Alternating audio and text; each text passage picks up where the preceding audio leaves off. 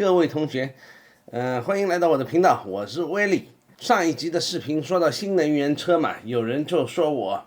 太肤浅了，说我说的实在是太肤浅了。我收到了好多的评论，说我的这个谈论实在是太肤浅了。他们给我做了一些什么评论，给大家看一下啊。太肤浅了，比如用煤发电开电动车当然不环保，但这可以用新能源发电解决的，包括核电，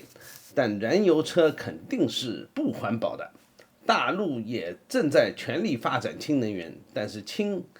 没有成为新能源汽车的主力是有原因的，我就忽略了，完全证明是为了想证明你自己的观点和论据啊，兄弟，对新能源的理解肤浅了，有空加紧充电，少说那些虚头巴脑的俏皮话，否则跑遍全球也是白搭。认知低下也敢谈论这么宏观的问题，真是有勇气啊！国内汽车行业非常领先了，不要用老套的观点啊，都马上要登月的国家了，不要怀疑中国的发展。Derek， 我可以说你是非常的爱国啊！今天确实是做了一些功课了啊，我做了一些功课，我们来好好的谈一谈这个电动车。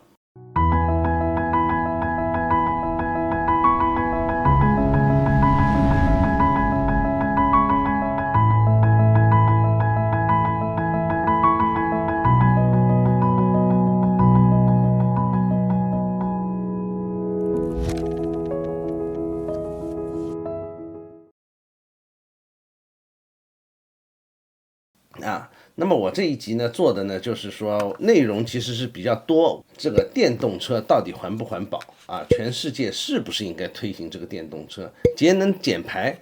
那你觉得是不是个伪命题？要说这些东西呢，那我们就是要从整一个电动车的生产、消耗，包括这个处理这个报废电池，还有它们的安全性和继续以后的发展，我们来谈一谈电动车到底是怎么样一个存在。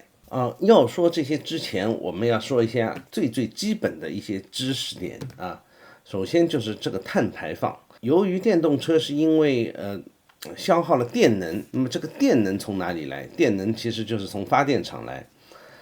中国的这个发电厂呢，现在的这个主要的这个能源供应啊，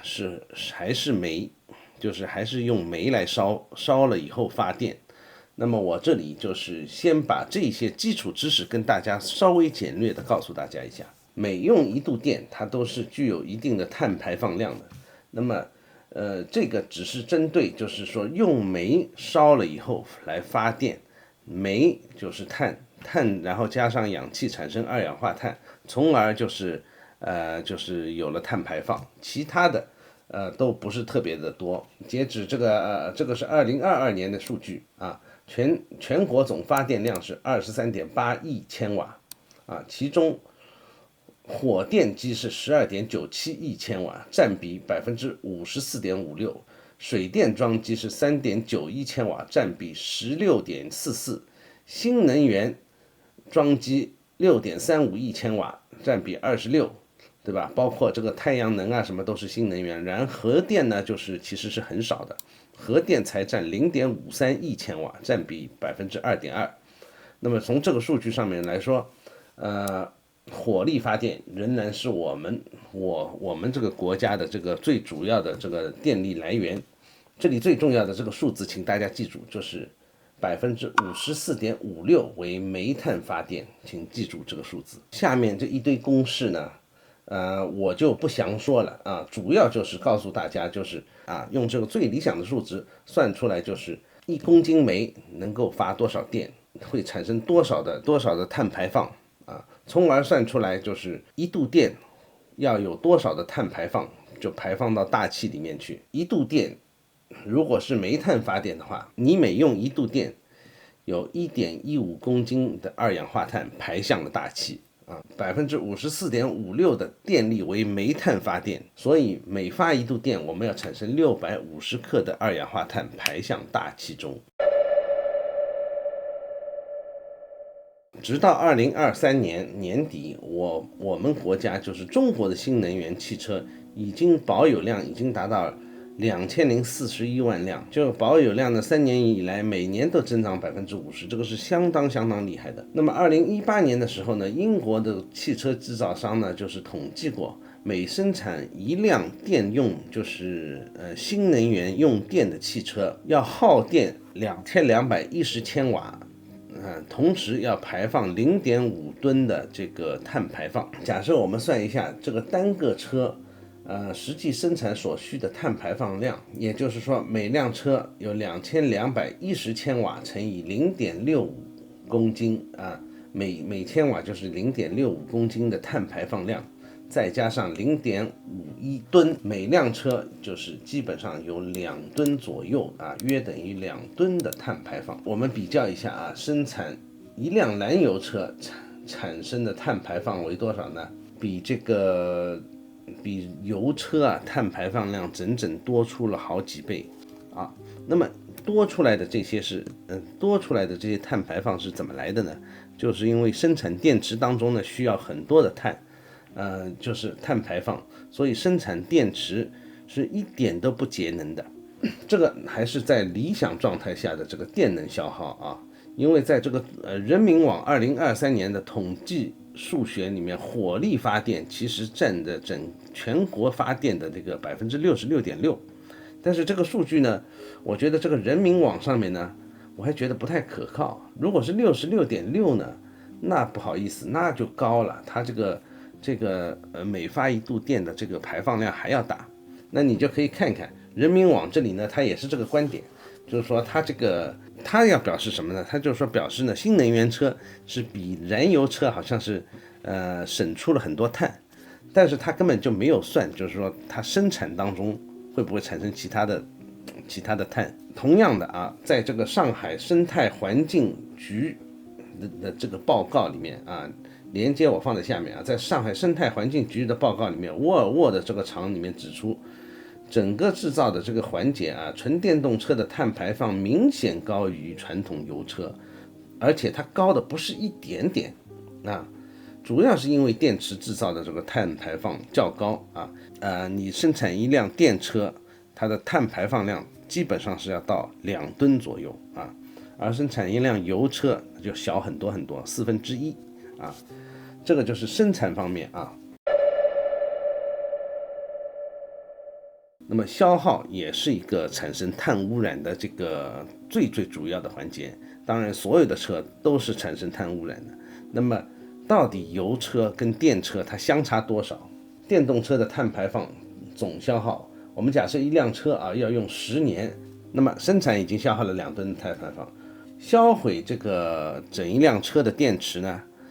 它也至少要用到2吨的碳排放，甚至更高。销毁这个电池其实比制造这个电池的成本其实是差不多的啊。等一会儿我们会说到为什么。我们先把这个数字记起来啊。电车按照15000公里来计算，100公里，我们知道平均的这个电动车平均的电耗啊，一般为是15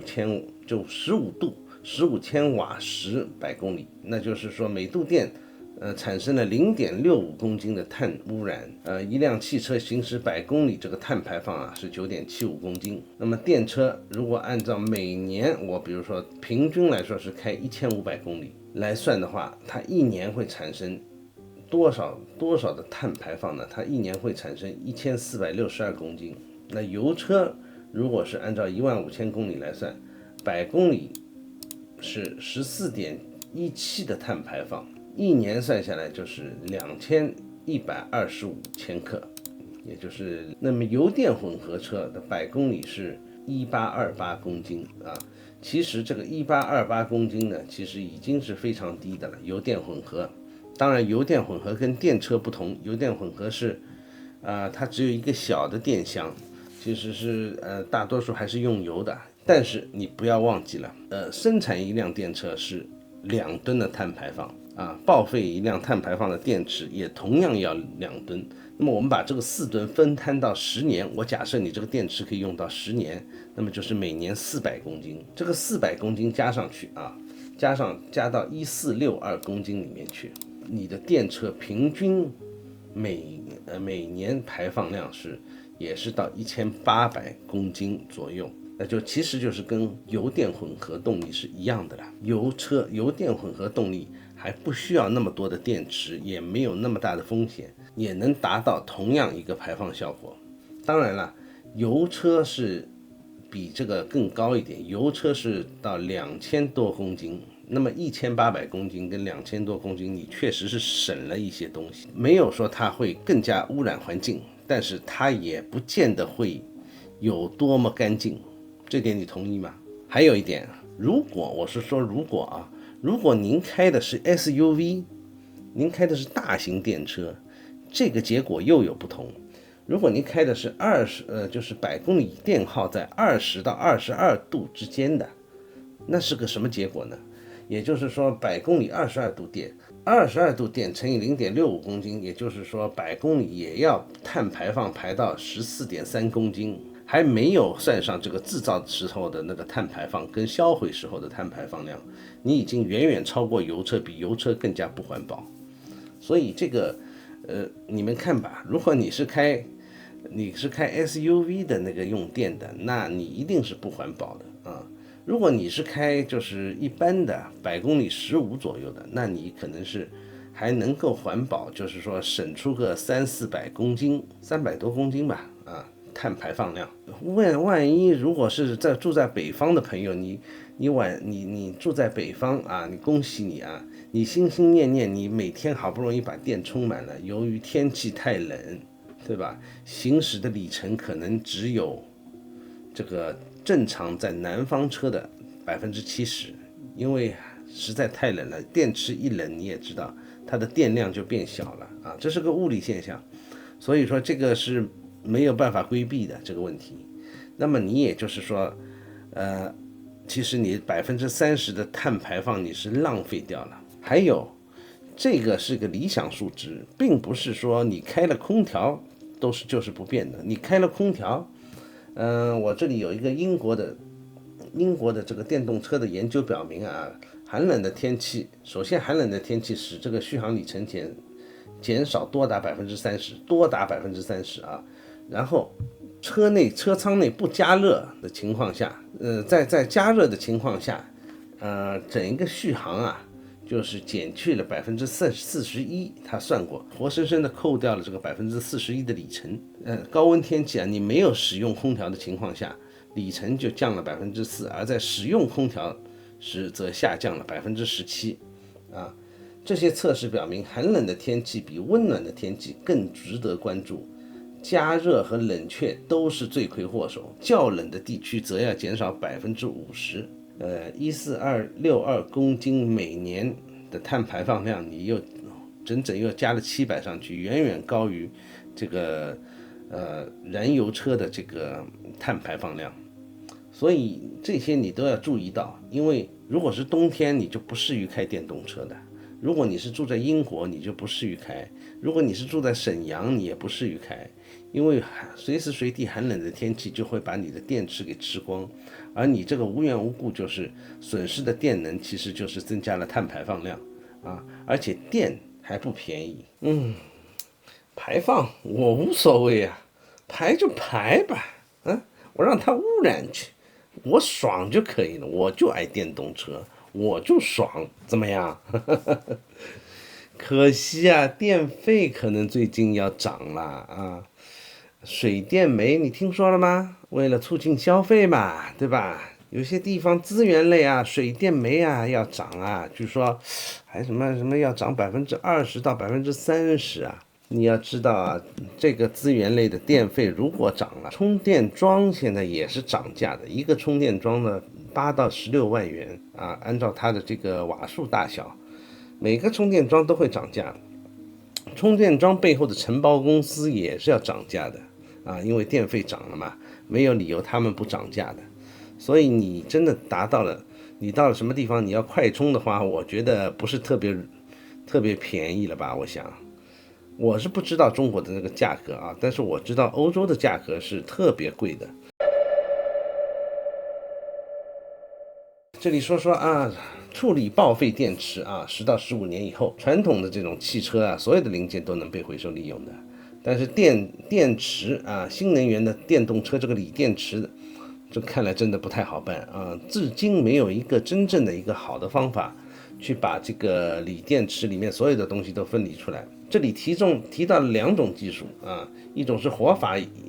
冶金和湿法冶金。活法冶金就是把这个电池磨成粉末，然后燃烧一下，留下一堆塑料啊、金属啊、胶水啊，然后把这些东西提纯一下，提取里面的金属就完了。湿法冶金啊，这个就是说它就是比较毒的了，是把这个电池啊放在这个进到那个酸池里面去啊，这个是很毒的，其实啊，进到酸池里面，把有一些东西需要的，有一些稀有的金属啊，有一些东西把它给提炼出来啊。这个具体的这个过程呢，我把网址留在这里，你们自己去看啊。其实我看了一篇论文，这个论文上上下下全部这一类的就是怎么样处理电池的这个论文，没有一个真正的就是确切的能够把这些电池能够完全就是100%的处理掉的。所以它这个处理电池的成本就是变得会非常高，甚至就是说它生产出的电池你要把它处理掉，其实就是要跟生产的价格，就是跟生产的这个价格已经是至少是一样的。那么这样子就会引发几个问题啊，你这个新能源车，你生产的这个电池，然后你生产出来这个电池，比如说只要2块钱，你报废它你还有2块钱，那我情愿不报废，我再生产一个好了，你懂我意思吗？那么这些电池就怎么样堆在那里了？而且给大家看一张图片啊，有一个人你看他这个在播那个特斯拉这个电池的胶水啊，单是要把这个电池从这个里面拿下来，它有很大的风险，它随时随地都可能是要短路的。那目前还没有一个机器能够很好的处理这个问题，就是把它这个可能要短路的电池拿出来，随时随地就可能有火灾的产生啊。所以这个问题，这些就是说报废电池是至少就是这个电池的价格要用这么多的价格去报废这个东西。而且这个极不环保，一个里面的湿法冶金就是用酸去溶解它，然后这个问题大的不得了啊，因为溶解出来的这个溶液都是有毒的，这个东西你到时候是怎么处理呢？是倒在废水里面还是怎么样？这样不就更不环保了吗？这是一个巨大的问题啊，电池处理是一个巨大的环保问题，几千万辆车现在是，对吧？你要把它处理掉，这是个巨大的环境污染问题啊。所以我说他们这些不是说我们政府说所有的政府，他们所说的这个用新能源来代替石油燃料，这个很大的程度上都是虚的啊，因为这个东西完全都没有，就是没有想到后续的步骤，你让人家怎么样去前进呢？没有办法前进了。相反啊，氢能源车可能就没有这个问题了，因为氢能源车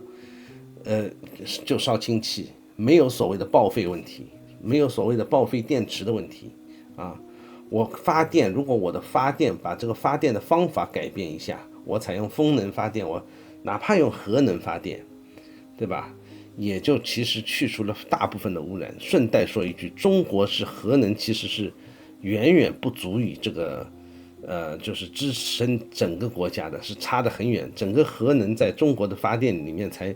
占有2%到3%，0.51亿千瓦的这个核能发电，所以这个核能是不够的啊！大家千万不要说我什么煤不发电了，核能发电，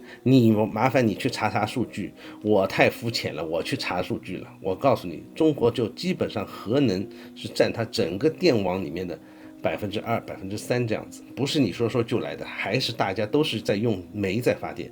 整个世界煤在发电的比例有30%，中国算是很高的啊。其他的世界用煤的，就是其实是在30%左右，也就是说70%就是其他能源发电了，30%是用煤在发电。目前就是说，你如果是为了再生它其他的东西，电池里面的东西，它如果需要再生，它就是说它报销的成本跟生产的成本不是差不多嘛，就导致没有人愿意再去把它销毁掉，哪怕是为了里面的那些稀有金属。当你把它提炼出来，把这些电池全部销毁，你花了巨大的成本以后，哪一天这个电池这个行业找到新的替代品了，它不需要这些金属了，它需要一些廉价的金属了，贵金属，就是说稀有金属它不需要了，那谁又再会来负责再销毁这些电池呢？就没有人再会想到这些电池是怎么样想办法把它销毁了。新能源汽车真的安全吗？我这里呢就是说，我看了有一篇文章啊，我是在网上寻找到这篇文章，我觉得特别有意思，我把这个网站也贴在这里啊。就说最近发生了几起电动汽车事故，使人们对电动汽车的安全性产生了质疑。增程式电动车在碰撞后不久发生自燃，是比亚迪E6电动汽车被一辆跑车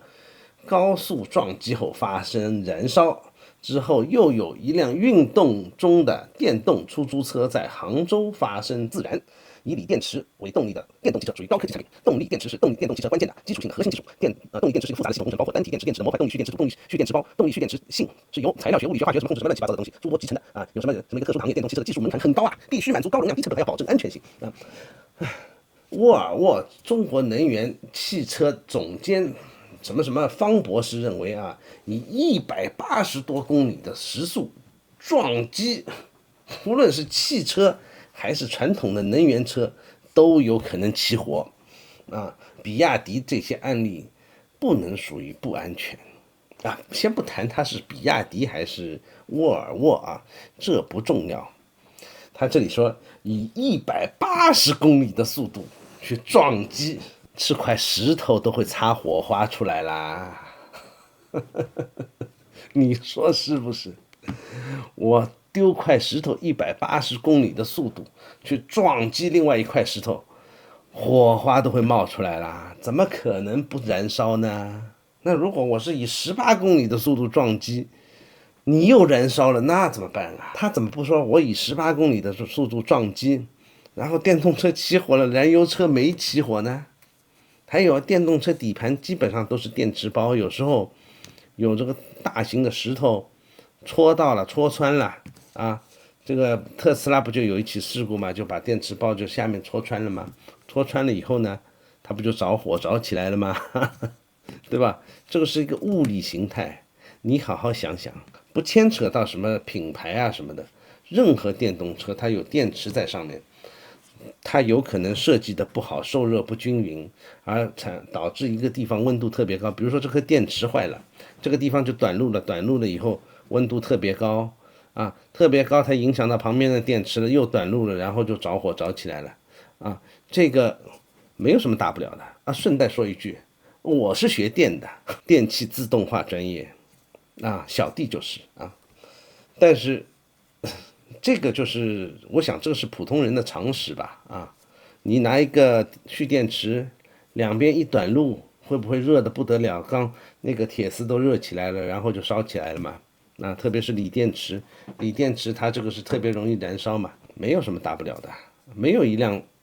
电车说它烧不起来的，除非它换了新的能源，它换了新的固态电池，那它烧不起来，这是可能的。它做了防火的那个处理嘛，它只要没有新的电池，没有新的突破，你说它烧不起来？哪一辆车不是用锂电池的？现在只有锂电池的密度够高，能够承载这么样一个车，能开个几百公里，所以这个是一个正常现象啊。总算汽车之家还说了一句人话，你知道吗？汽车之家说什么？汽车之家我也是找了个帖子，我都把链接发给你们好了，你们自己去看，千万不要说我这个认知啊太差了，对吧？我这个脑子嘛不太好使。喝三鹿奶粉的人呢都会这么说，你喝了三鹿奶粉了，其实他才喝了三鹿奶粉，知道吗？汽车之家怎么说的呢？电动汽车安全是一个备受关注的话题，虽然目前电动汽车在硬件方面还存在一些限制，导致整体安全性较于燃油车有一定的差距，但是这并不意味着电动车永远无法赶超燃油车，这点我承认啊。你当然可以赶超燃油车了。但是我还是算了，我等到你赶超了以后，我再去买也可以。哎呀，我家最近车太多了，有丰田，有本田，有奔驰，不然送你一辆吧？你想要哪一辆？我送你。哎呀，废话，我当然要奔驰了，哈哈，这还用得着说吗？丰田、本田、日系车，车皮薄，容易出事故，这还不清楚吗？你问我要日系车还是德系车，我肯定是要德系车了。德系车多么的安全啊！安全，安全！你忘记你买好车的最初的目的是什么了吗？你买好车最初的目的就是为了你的家人更加安全。你买一个电车，你家人更加安全了吗？所以说啊，我认为啊，如果你是想卖了好车的话，千万不要被这种外表所蒙蔽啊，因为外表只是你看到的屏幕而已。你有很多很多屏幕有3面屏幕，你就觉得很好；有电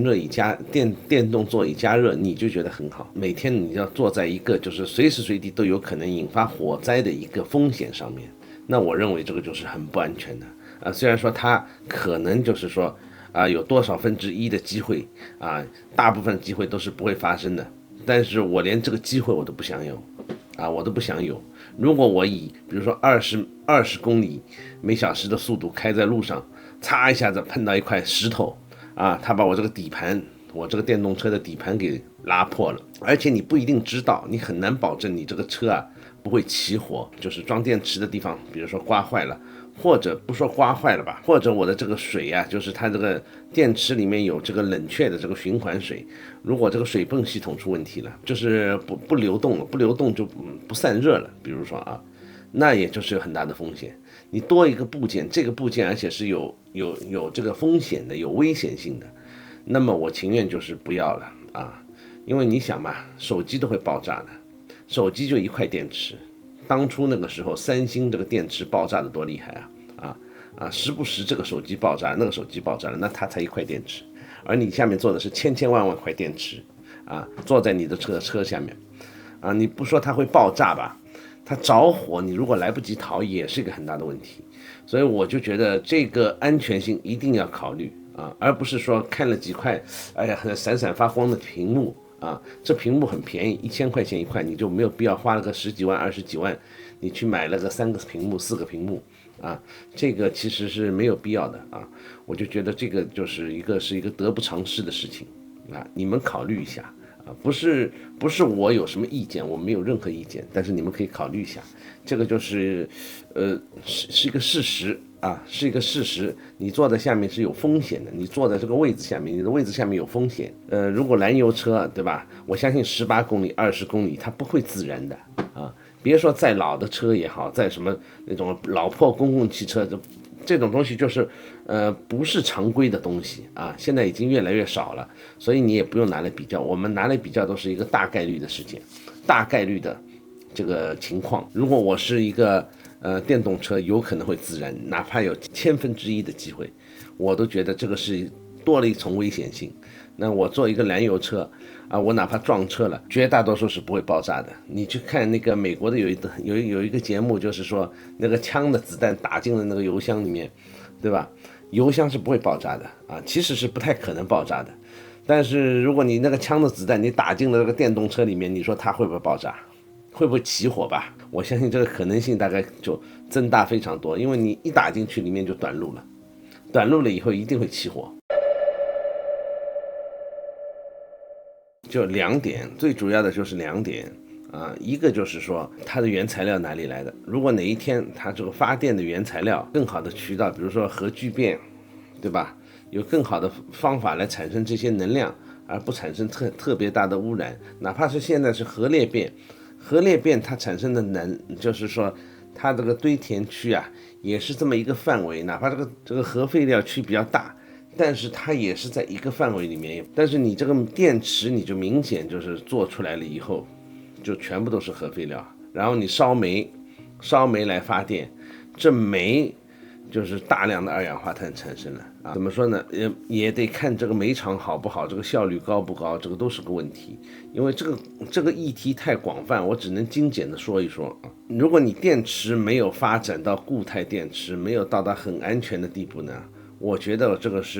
还是有一定的风险的。把前期的能源改变了，那么后面的电车其实就是能源上面是清洁的了，还有一个安全性改变了。那么电车只要解决了这2点问题，其实第一个问题还比较容易，第二个问题就要看了。我们现在这个电池发展的那么快啊，我相信这个问题总能解决的。那么现实来说，我们应该怎么做？我觉得我们现在，你如果要省油，那我觉得你又不想那个汽油完全用汽油车，那么你就买个油电混合车。丰田在这一方面有很大的发展，我并不做广告，丰田没有给我赞助费啊。这个技术上面已经很成熟了，这个油电是怎么转换的，对吧？我相信他们啊，日本的这2家厂，他们对这个已经有很深的研究了。氢能源呢，更加不提倡了。氢能源也是个高爆、高危险的这个材料原材料啊。如果这个氢能源这个氢气瓶破了，对吧？然后你就是等于说是坐在火箭上面一样了啊。你想想，人家发射火箭就是氢跟氧嘛，氢氧发动机嘛，烧氢和氧，然后就是火箭产生推力，把火箭推上去。那你是不是就等于是坐在那个火箭上面一样了嘛？就是也是完全的零排放，只要把前期怎么制造氢的这一部分搞定，就行了啊。而且氢呢，就是氢还有个问题，就是以前的这些罐子啊，什么储存啊，都会有问题啊，储存等都一定有问题，因为氢的分子量是最小的嘛，很容易就是漏气的。所以我觉得这个氢能源呢，是一个更加难的东西，不是说不现实啊。大家已经有氢能源车了，这个已经是很现实的时候。我读书的时候，读大学大学毕业的时候我在法国那个时候已经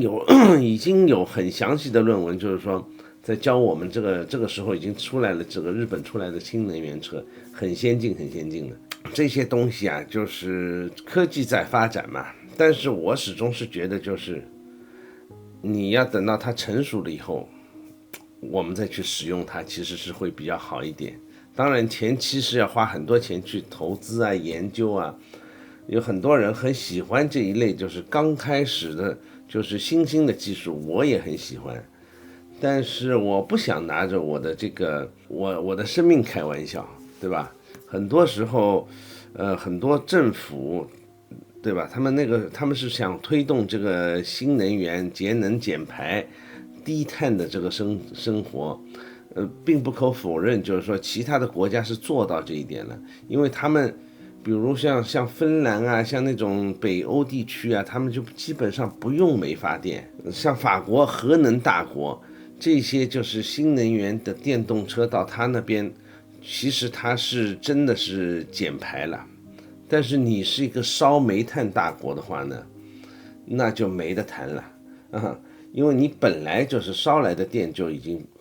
经污染了，无非是在电厂污染跟你这个汽车烧油的污染而已，没有什么太大区别吧。我想这集就做到这里了，那就谢谢大家的观看，这集的内容就是这些啊，拜拜。